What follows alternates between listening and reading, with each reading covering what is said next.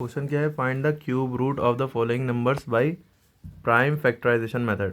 जब भी cube root square root निकालना होता था तो दो दो के पेयर बनते थे और प्राइम फैक्टराइजेशन मेथड ऐसा ही होता है। एलसीएम जिसे आप धोखे से समझते हैं वो फैक्टर्स निकालना कहते हैं।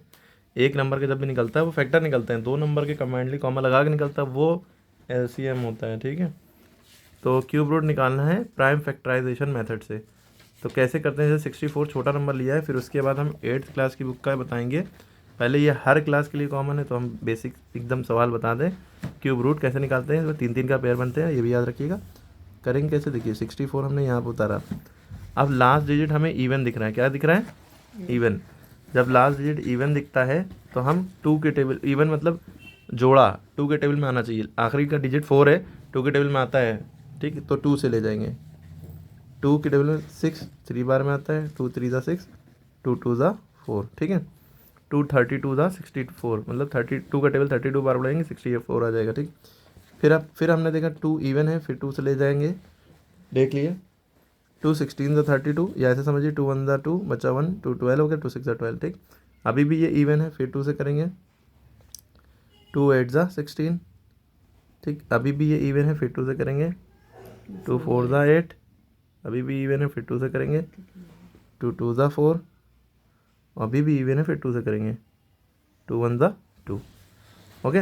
अब इसका हम फैक्टर कैसे करेंगे भाई, 64 है, इसका क्यूब रूट निकालना है ना। 64 हमने यहाँ लिखा, तो यहाँ पे क्यूब रूट के लिए 3 लिख दिया। 1 2 3 4 5 6 2 हैं, तो हमने क्यूब रूट का सिंबल बनाया। 6 2 हैं, 1 2 3 4 5 6 2 लिख लिया। और यहाँ पे 3 लिखते हैं तो क्यूब रूट हो जाता है, अगर यहाँ पे 2 लिखते हैं तो स्क्वायर रूट हो जाता, या कुछ भी नहीं लिखते तो भी स्क्वायर रूट होता। 3 लिखने से क्यूब रूट बदल जाए। अब क्यूब रूट में क्या होता है, 3 3 का पेयर बनता है। कितना, 3 3 का पेयर बनेगा। स्क्वायर रूट होता तो 2 2 का पेयर बनता। ये 2 हो गए, ये 3 का एक पेयर बना, फिर ये 3 का एक पेयर बना। ये 3 का एक पेयर बनने से मतलब ये है कि 3 का एक नंबर बाहर निकलेगा, ये 3 का एक, ठीक, इंटू या लाइन टू, फिर ये 3 का एक बाहर निकला, ठीक। अब ये क्या हो गया, 2 2 ज़ा 4। तो हमने ये समझा कि भाई 64 का क्यूब रूट क्या होता है, 4 होता है। समझ में आ गई क्यूब रूट कैसे निकलता है। ये छोटे नंबर का था, अब बड़े से बड़े नंबर का निकाल सकते हैं। क्लियर है। और ये ज़रूरी नहीं है आप इसको 2 ही से करते हैं। अगर ये कट रहा था, जैसे 64 लिखा है, अगर आपको पता है कि भाई ये 4 के टेबल में भी जाता है तो 4 से आप डायरेक्ट कर सकते हैं। 4 1 ज़ा 4 बचा 2 4 24, 4 6 ज़ा 24, फिर 4 4 ज़ा 16, फिर 4 1 ज़ा 4। अब इसका आंसर कैसे लिखेंगे आप, क्यूब रूट करते हैं यूँ करके, ठीक है। 4 कितनी बार आया, 3 बार, आप नहीं उतारते। 4 इंटू 4 इंटू 4।